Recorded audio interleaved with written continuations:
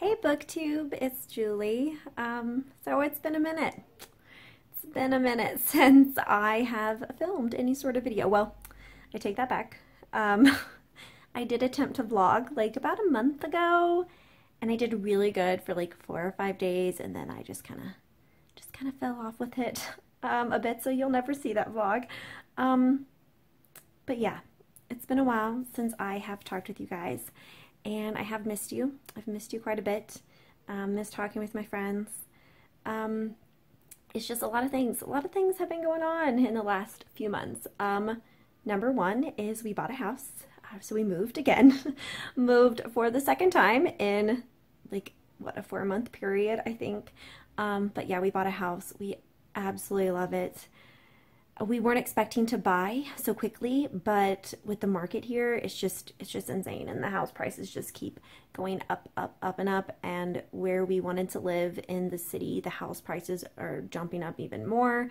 We're in the north part of the city, and yeah, we just really wanted to buy a home before the prices were too much for us to be able to afford it. So we did that, and we love our house. I have mountain views from all of the windows in like my main living area. I can see Pikes Peak from my kitchen window. It's just insane. I feel so incredibly lucky. It's actually snowing right now. I had no idea it was going to snow today, so that's a pleasant surprise. We got, I think, like four inches of snow the day before Halloween, which was the first like bigger snow that we've had since we've been here. And so the girls and I had a snowball fight and built a snowman, and it was just so much fun. Anyway, I'm rambling. I'm all over the place with this video. I just kind of wanted to touch base with you guys. You know, I know I haven't filmed anything since, posted anything since I think the end of July or like early August when I posted my July wrap-up. Yeah, I mean, just with everything going on, I just haven't felt like filming, and I just wasn't feeling very creative. I watch, well, I haven't been watching a lot of BookTube, but when I do watch BookTube, I feel kind of inadequate with my videos, I think, because I'm just not a super creative person. I started filming BookTube videos because I wanted to talk about the books that I was reading.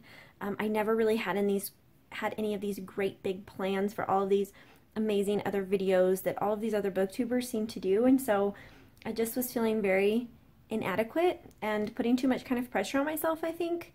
And I just need to stop doing that. That's really stupid. If someone wants to watch my videos, they can. If they don't have to.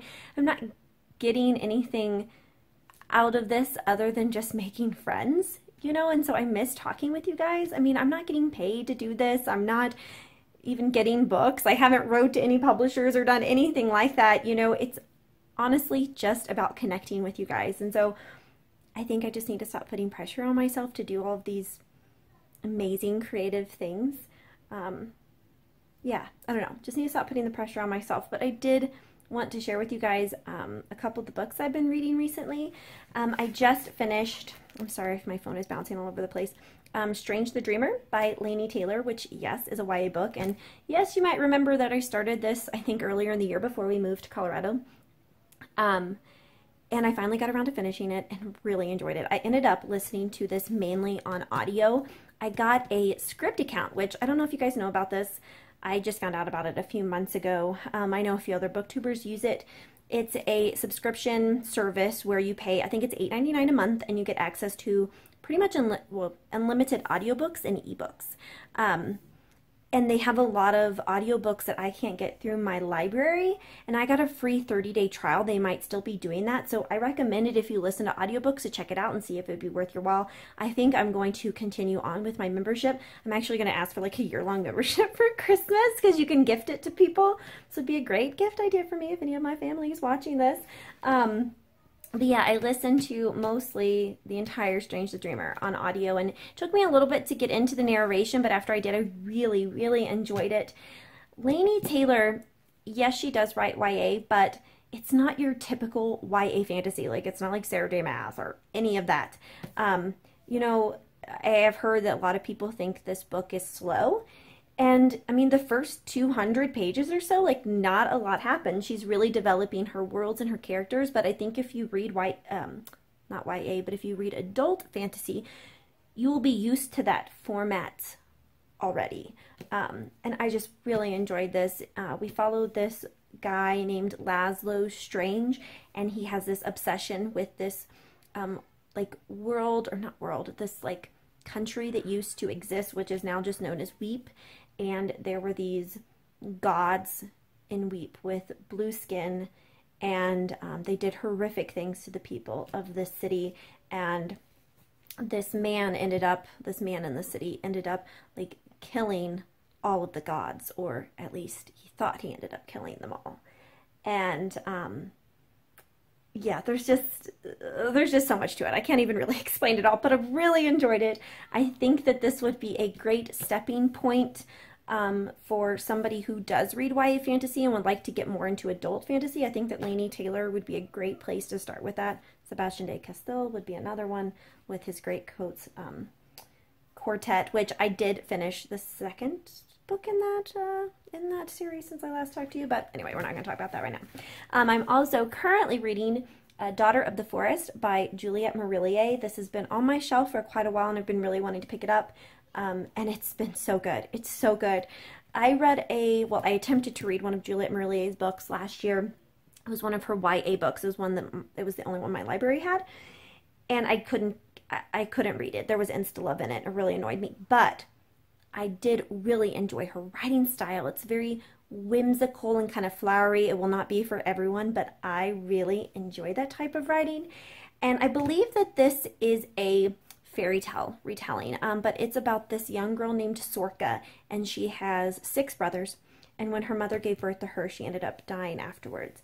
And so she's very close to her brothers, and her father ends up getting remarried, and he ends up remarrying this like evil sorceress type woman. I don't know too much about her yet, other than she has now put this curse on Sorka's brothers. She's turned them all into swans. And Sorka ends up getting away before the sorceress can put a hex on her as well, and she runs into the forest, and the fae folk of the forest, I think they're called the fair folk in this book. Yeah, the fair folk, but they're like fairies, like the fae, not like little fairies, but you know what I'm talking about. The fair folk end up telling her, well, this one lady comes to her and tells her that she can save her brothers, but if she's going to save her brothers, she has to do this really hard task, and it's going to be really extremely hard on her. Terrible things are going to happen to her pretty much, and she has to do this whole task while remaining silent. If she makes any sound or says anything to anyone, her brothers will stay swans forever. And I will say, trigger warning, there is a very graphic sexual assault scene in this book that was extremely hard to read, because not only is she being assaulted, but she cannot make a sound, and it was just so horrific. I will say that it's not a very long, it doesn't last for a super long time, but do know that going into it, trigger warning, definitely a trigger warning. I was really tired reading in bed one night. I was reading this book, and I was like, you know what that feeling when you're like reading, you're like, oh, your eyes are getting really heavy. And I was reading this section. I was like, well, I can't go to sleep now. I can't go to sleep right after reading something like that or horrific. So I kept trying to read past it. But anyway, yes, just really enjoying it.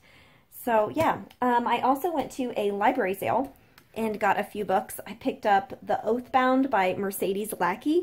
Mercedes Lackey is a fantasy author that I've been wanting to check out, and I just love these classic like fantasy covers. The ladies at the library sale, I think, thought that it was a little crazy because one of them laughed when I put this up there, and I'm like, I'm a sucker for these old fantasy covers. I just think that they're amazing.